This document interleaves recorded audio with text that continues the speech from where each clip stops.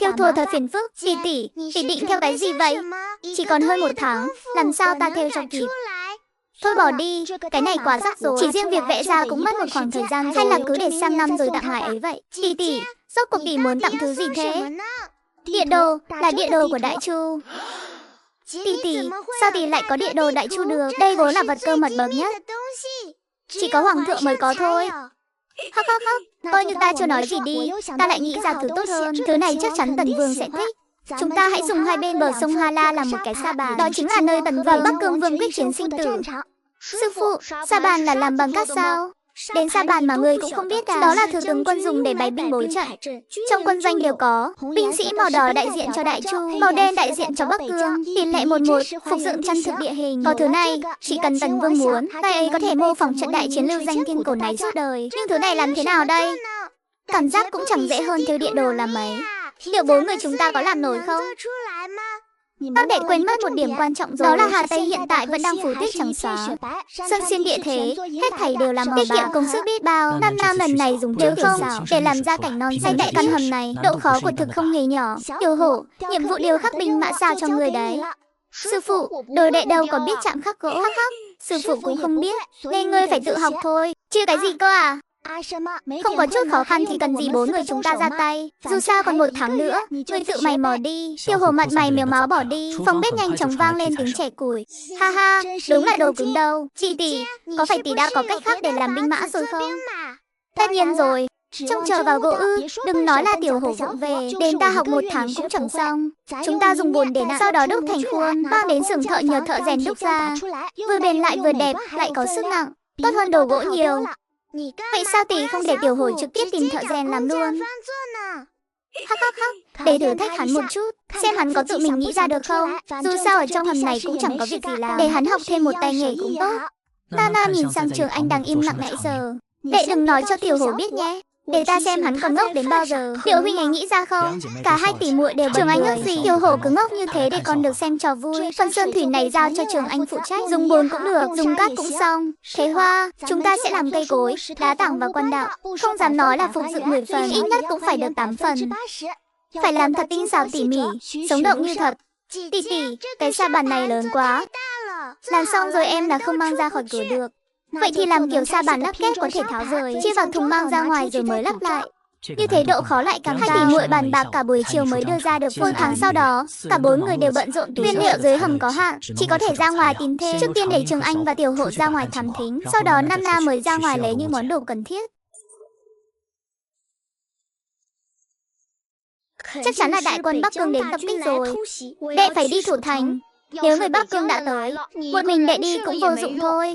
Tiểu hổ lời còn chưa dứt, Trường Anh đã quay người chạy đi. Tiểu hổ, ngươi ở đây bảo vệ tốt cho Thế Hoa, trừ phi động đất, tuyệt đối không được ra ngoài. Tỷ, còn tỷ định đi đâu vậy? Ta đi tìm tiểu tử kia về. Hai đứa cứ ở yên đây cho ta. Ai dám tự ý chạy ra ngoài, ta sẽ đuổi khỏi Giang Môn. Đồ đệ đâu phải người của Liễu gia. Vậy thì trục xuất khỏi sư môn. Không muốn chết thì ở lại đây cho ta. Tiểu hổ sợ hãi, liên tục cam đoan sẽ trông chừng Thế Hoa thật kỹ. Tỷ đừng có liều lĩnh quá nhé, nhất định phải bình an trở về.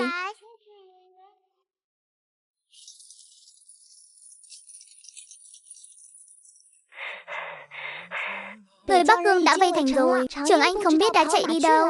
Chúng ta phải bàn bạc trước rồi mới đi tìm đệ ấy được. Huynh ấy chắc là đang ở trên tường thành. Không thể nào, lối ra của địa đạo này là một khu rừng, từ đó vào thành phải băng qua vô số binh lính Bắc Cương. Trường Anh đã lừa chúng ta rồi.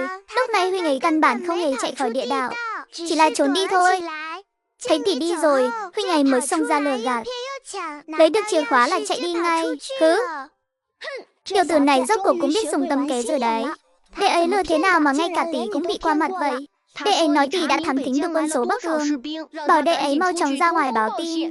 Lần này không trách hai đứa được, đến cả ta cũng bị đệ ấy lừa. Còn bên ngoài địa đạo không hề có dấu vết bị dẫm đạp, vậy mà ta cũng không phát hiện ra. Đệ ấy không sao là tốt rồi. Hai đứa tiếp tục ở đây canh giữ, ta đi tóm đệ ấy về. Sư phụ, cho đồ đệ đi cùng với. Tỷ, muội cũng đi nữa. Chia một đứa làm loạn là đủ rồi. Hai đứa cũng không nghe lời sao? Cứ ở đây canh giữ cho tốt. Ngoài ta ra, bất kỳ ai tới cũng không được mở cửa. Vậy nếu Trường Anh về thì sao à? Xác định không phải sói xám giả dạng thì hãy mở. Nam vẫn một mình ra ngoài. Trong phủ Tần Vương không một bóng người. Ta là Liễu Nam, dẫn ta đi gặp tướng quân thủ thành. Liễu cô nương xin đợi một lát. Hắc hắc, Liễu cô nương hóa ra vẫn luôn ở trong thành. Nếu sớm biết, Trường mỗ đã đến Tần Vương phủ bái phỏng rồi. Trương tướng quân, đệ đệ của ta là Liễu Trường Anh có phải đang ở trên tường thành không? Hắc hắc, Liễu tráng sĩ 5 lần 7 lượt tự tiến cử muốn thủ thành. Hôm nay quân Bắc Cương tới xâm phạm, hắn liền khoác lên mình khải giáp, tay cầm trọng binh, lại còn cầm cả lệnh bài phủ Tần Vương. Bên này ta không cho hắn thủ thành cũng không được. Tên nhóc thối tha này, lệnh trộm lệnh bài của Thế Hoa từ lúc nào không đến ta cũng chẳng hay. Trương tướng quân, đệ ấy vẫn còn là một đứa trẻ. Ha ha ha, Liễu tráng sĩ uy mãnh, chẳng kém gì cường binh, cách bày binh bối trận còn giỏi hơn cả võ tướng dưới chúng ta. Đúng là anh hùng sức thiếu niên. Rèn giũa thêm vài năm nữa, đại chu ta lại có thêm một vị hổ tướng rồi. Vậy tức là ngài tuyệt đối không đuổi đệ ấy xuống khỏi thành. Đã vậy, chỉ có cách giữ vững thành trì mới là phương pháp tốt nhất để bảo vệ Trường Anh bình an. Trương tướng quân, tôi có thể lên đó xem thử không? Liễu cô nương, việc này em là hơi khó thực hiện. Hắc hắc hắc. Tiểu nữ đi xem quân Bắc Cương dùng loại binh khí gì, để còn thiết kế ra binh khí phản công. Địch có giáo nhọn, ta sẽ chế ra khiên lửa để khắc chế. Lên tường thành bắt buộc phải mặc khải giáp. Liễu cô nương y phục thế này không an toàn đâu. Trương tướng quân, ngài đợi tiểu nữ một lát, ta về phủ Tần Vương tìm bộ giáp vừa người rồi quay lại ngay. Ngư lân giáp làm sẵn có không? Không có, dạo này đều đang gấp rút làm lương khô mà. Nhưng váy giáp đã rèn sẵn một ít. Bây giờ gấp rút làm cũng phải mất ít nhất 1 canh giờ. Đó kích thước cho ta, lập tức làm ra một bộ. Giáp ngực dày một chút là được, nhưng chỗ khắc mỏng thôi kiểu nặng, mặc vào không tiện hành động. Cô nương định lên tường thành sao? Chính vì Tần Vương viện trinh để chúng ta ở lại giữ thành. Nay quân Bắc Cương tới xâm phạm, đương nhiên phải cùng các tướng sĩ đồng tâm cộng khổ. Liễu cô nương, chia Trương tướng quân, Liễu Trường Anh ở đâu? Trương tướng quân chỉ tay về một nam nam gật đầu rồi bước tới. Trường Anh đang cầm trường thương, khí thế ngút trời. Đại tỷ, sao tỷ lại tới đây? Đệ nói lời thừa thãi gì vậy? Đệ chạy ra ngoài, ta có thể mặc kệ sao? Đệ sẽ không quay về đâu. Trương tướng quân đã giao cho đệ trấn thủ nơi này rồi. Hừ hừ, ta biết mà, ta cũng không về nữa. Tỷ đệ ta cùng trấn thủ nơi này. Không được, tỷ phải về ngay. Quân Bắc Cương đang tấn công mãnh liệt, tỷ ở lại đây quá mức nguy hiểm. Hi hi, giờ đệ đã hiểu tâm tình của chúng ta chưa? Lúc đệ lén chạy khỏi mật thất, ta và Thế Hoa cũng có tâm trạng y hệt đệ lúc này. Giờ tâm ý của tỷ cũng như Trường Anh vậy, không muốn trốn dưới hầm làm lũ chuột nhát nữa. Đại tỷ, tỷ không thể ở lại đây. Tỷ mau về phủ Tần Vương đi. Vạn nhất tỷ có mệnh hệ gì, đệ cả đời này cũng không tha thứ cho mình.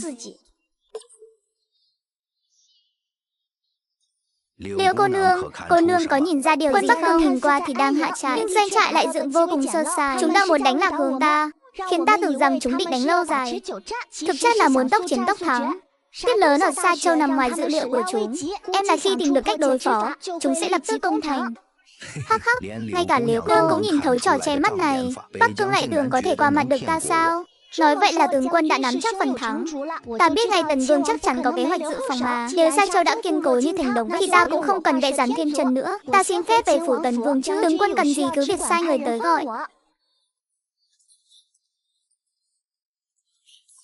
Xem ra chúng ta lo sao Bắc Cương không đánh vào được đâu. Vậy ngày mai chúng ta có cần về lại mật thất không? Hay cứ ở lại phủ Tần Vương đi. Giờ mọi người đều biết sư phụ ở trong phủ rồi. Nếu thực sự nguy hiểm, lúc đó xuống mật thất vẫn còn kịp. Cũng được, sớm biết thế này đã chẳng trốn dưới đó lâu vậy. Giờ ra ngoài nhìn Tuyết Thế Hoa cả mắt. Vậy Mộc tỷ tỷ về có nổi giận không? Tỷ đã hứa với Mộc tỷ rồi, chưa thấy tỷ ấy về thì tuyệt đối không ra ngoài. Muội cũng từng hứa với Chu Tòng Ngọc là không ra ngoài mà. Mẹ mơ, được thôi. Tỷ tỷ phải hứa với muội, khi thực sự lâm vào cảnh nguy hiểm, nhất định phải cùng muội vào mật thất. Chớ có học Trường Anh mà chạy lên tường thành. Hôm nay các người vẫn chưa thấy dáng vẻ ta mặc chiến giáp đâu, để ta đi mặc cho xem.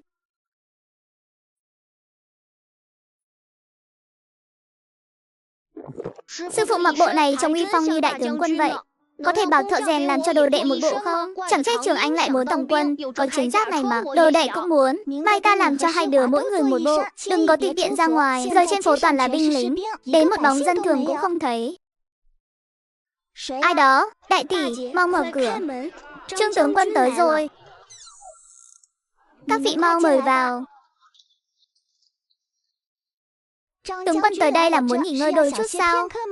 Vốn không muốn làm phiền Liễu cô nương, chỉ là ta thực sự có chút lo lắng. Đây trong thành chẳng còn ai để bàn bạc, nên muốn tới nghe ý kiến của cô nương. Liêu thập gia khi đi có dặn ta, gặp chuyện gì bế tắc, cứ việc tới phủ Tần Vương thỉnh giáo Liễu cô nương.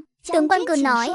Nam Nam rất nhanh đã nhận ra Tần Vương mang theo toàn bộ binh lực xuất chỉ để lại 2 vạn quân trấn giữ Sa Châu. Đêm qua 5 vạn đại quân Bắc Cương tới tập kích, may nhờ tướng quân tưới nước đóng băng tường mới không để chúng đánh úp thành công. Sau khi Tần Vương đi, ngài có gửi tin cho người không? Hôm kia ta mới gửi thư báo bình an, em là vẫn chưa tới tay Tần Vương. Nói vậy là, dù Tần Vương biết Sa Châu gặp nạn, ít nhất cũng phải nửa tháng sau. Quả đúng là vậy. Tại sao mật đạo lại không dùng được? Làm sao quân Bắc Cương biết mà phá hủy được chứ? Chẳng giấu gì cô nương. Trong thành đã trà trộn gian tế Bắc Cương, trước trận chiến đã cho di tản dân chúng. Một là vì an toàn của bá tánh, hai là để đề phòng gian tế. Không ngờ chúng lại lẫn vào đám thương binh. Nay dù đã bắt được người, nhưng tin tức chúng thám thính được đã sớm gửi đi rồi. Ôi, nói vậy là việc cấp bách nhất lúc này là gửi thư cho Tần Vương, đồng thời trấn thủ Sa Châu cho đến khi viện binh tới, ngăn chặn quân Bắc Cương. Trương tướng quân, có thể cho tiểu nữ một đêm để suy tính không? Ngày mai tiểu nữ sẽ cho ngài biết cách thức đưa thư. Vậy đành làm phiền Liễu cô nương. Trương mỗ xin cáo từ trước. Thái độ tuy chẳng khác lúc đến, nhưng có thể thấy ngài ấy đang vô cùng thất vọng. Dùng xong điểm tâm, Nam Nam dẫn Trường Anh lên tường thành.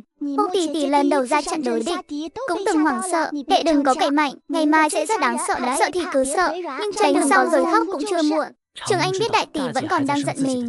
Thế Hoa và Tiểu Hổ cũng khoác chiến giáp bước lên tường thành. Hai đứa sao lại ra đây? Đại tỷ bảo hai người họ về đi. Đến đệ đệ rồi còn chẳng nghe lời. Ta lấy tư cách gì mà sai bảo đồ đệ chứ? Quân Bắc Cương nhất thời chưa đánh vào được đâu. Nếu thực sự nguy hiểm thì bảo hai đứa xuống mật thất sau cũng được. Đệ có thể rời vị trí một lát, ta có chuyện muốn bàn với cả ba đứa. Trường Anh gật đầu, theo chân Nam Nam xuống tường thành. Nam Nam thuật lại chuyện tướng quân tìm tới đêm qua. Nghĩa là Sa Châu hiện đang lâm nguy. Vẫn chưa tới mức đó. Trước tiên phải gửi thư đi, báo cho Tần Vương điều viện binh hồi doanh. Con phải gửi đến Túc Châu gần nhất, điều động binh lực tới chi viện. Không cần, chỉ cần báo cho Tần Vương là đủ. Túc Châu và Lương Châu cộng lại quân cũng chẳng bằng Sa Châu. Tỷ đã nghĩ ra cách đưa tin rồi phải không? Chu Tổng Ngọc đã dặn. Chuyện địa đạo chỉ vài người được biết. Với tình hình Sa Châu hiện nay, địa đạo chính là đường lui cuối cùng. Nếu đem chuyện này nói cho Trương tướng quân, thì đường sống của chúng ta sẽ bị cắt đứt. Ha ha ha ha ha. Liễu cô nương có lòng tới gặp ta, thì ta có thể yên tâm thủ thành rồi. Mấy ngàn bá tánh trong thành đều tin tưởng Tần Vương. Tin tưởng ta tuyệt đối không thể phụ lòng họ. Vậy phiền Trương tướng quân phải thêm người, đưa phong thư cầu viện này đi. Phía đối diện có bao nhiêu quân? Đại khái khoảng 10 vạn. Tần Vương lúc này chắc đang giao chiến ác liệt với chúng. Tại sao chúng vẫn có thể điều động nhiều quân tới đây? Có lẽ ngay từ đầu Bắc Cương đã định dụ Tần Vương xuất quân để mưu đồ chiến Sa Châu. Sa Châu ta thiếu hụt nhiều người như vậy, Tần Vương không thể không nhận ra. Viện binh của ta chắc chắn đã bị cầm chân rồi. Tướng quân cùng các tướng sĩ bàn bạc cách thủ thành. Nam Nam trở về phủ Tần Vương cũng không hề rảnh rỗi. Đã đến lúc phải chế ra hỏa dược rồi. Mong là ta sẽ không hối hận. Thế Hoa, Tiểu Hổ, đi tìm vật liệu cho ta mau. Than củi, lưu huỳnh, mảnh sắt vụn, giấy da thép, cùng ngòi nổ pháo hoa. Trong vòng nửa canh giờ phải tìm đủ cho ta. Mang hết tới thư phòng. Hai đứa chia nhau ra mà đừng để ai nhận ra ý đồ. Sư phụ, tường thành đã bị lửa thiêu nóng rực rồi, rọi nước gì cũng không đóng băng nổi. Bắc Cương có thể đánh vào bất cứ lúc nào. Lúc này người còn tìm mấy thứ này làm gì? Đợi quân Bắc Cương vào thành, ta sẽ cho các ngươi thời gian rút lui vào mật đạo. Bớt lời đi, mau đi tìm đồ đi. Ngày mai người sẽ biết ta dùng chúng làm gì. Tỷ, những thứ khác muội đều biết, nhưng giấy da thép là gì? Bảo thợ rèn làm đi, cắn thép thành tấm mỏng như giấy là được. Liễu cô nương, Trương tướng quân mời cô nương qua đó một chuyến. Liễu cô nương, địch tấn công quá mạnh, viện binh chưa biết khi nào mới tới. Ta định phái một đội quân từ mật đạo xuất kích, giả làm viện binh dụ địch đi. Vạn nhất không dụ được thì sao? Ta chỉ có tổng cộng 2 vạn binh mã, trong khi địch có tới 10 vạn. Cứ theo đà tấn công này, ta còn chống đỡ được bao lâu? Tối đa 3 ngày. Chúng tấn công quá dữ dội, bất kể ngày đêm, hỏa lực trong thành đã chẳng còn bao nhiêu. Nghĩ tới đống hỏa dược vừa làm xong, Nam Nam thầm siết chặt nắm tay. Vậy xin ngài hãy cố thủ thêm 2 ngày. 2 ngày sau hãy phái người xuất thành. Trương tướng quân gật đầu đồng ý. Giờ của thực không phải lúc phân tán binh lực. Suốt 2 ngày, Nam Nam không ăn không ngủ để chế hỏa dược. Nếu trời đổ tuyết thì còn có lợi cho ta. Nhưng giờ nắng đã lên rồi, băng sông Hà La đang tan, viện binh về thành sẽ vô cùng gian nan. Không đâu, ngài nhìn đám mây dày đằng xa kia xem. Đoán chừng đêm nay sẽ lại nổi gió lớn. Hiện tại tuy còn nắng nhưng vẫn lạnh thấu xương. Băng sẽ không tan nhanh thế đâu. Viện binh vẫn bặt vô âm tín. Cứ thế này, thành trì sẽ sớm bị phá mất. Bây giờ bắt buộc phải thực hiện kế hoạch của ta, phái 2 đội binh mã từ Mơ Đảo xuất kích, giả làm viện binh để dụ một phần quân địch đi. Trì hoãn được ngày nào hay ngày nấy. Nay còn lại bao nhiêu tướng sĩ? Vạn 8. Tướng quân định phái bao nhiêu người ra ngoài? Phái 8.000 người, chia làm 3 đội, giả làm viện binh 3 đường để chia các binh lực địch. Dọa được chúng thì tốt, không xong thì thừa cơ tập kích, cũng có thể khiến Bắc Cương tổn thất nặng nề. Nam Nam cũng trình bày kế hoạch của mình. Tướng quân nhìn hỏa dược, tỏ ý hoài nghi uy lực của nó. Dù sao kế hoạch của ta cũng không hề xung đột với kế hoạch của ngài. Thực hiện tốt còn có thể kéo dài thời gian để tướng sĩ chuẩn bị chu toàn. Nay ngoài thành toàn là quân Bắc Cương, 8.000 người ra khỏi Mật Đạo ở nước cũng khó. Ta không phải không tin cô nương, chỉ là cô nương đích thân lâm trận, thực sự quá hiểm nguy. Hay là giao hỏa dược và y phục này cho ta, để ta sắp xếp người thực hiện kế hoạch. Tổ nát Tuệ Lìa, hạc có chứng lành. Nếu Sa Châu thất thủ, cảnh ngộ của ta còn hung hiểm hơn cả ra trận. Ta thà vì trận chiến này mà dốc chút sức mọn. Hỏa dược này rất nguy hiểm, bắt buộc phải do ta hướng dẫn sơ sẩy một chút, không nổi chúng địch lại thương tổn chính mình. Tướng quân, địch đã tới cổng Nam rồi, các huynh đệ sát chống đỡ không nổi nữa. Cứ theo lời cô nương, 1 canh giờ sau khi ta giải vây cổng Nam, sẽ lập tức thực thi kế hoạch. Sau khi Trương tướng quân rời đi, mặt Thế Hoa và Tiểu Hổ vô cùng căng thẳng. Đừng sợ, chúng ta mặc giáp trụ, đội mũ chiến cho phải tin rằng chúng ta nhất định sẽ thành công.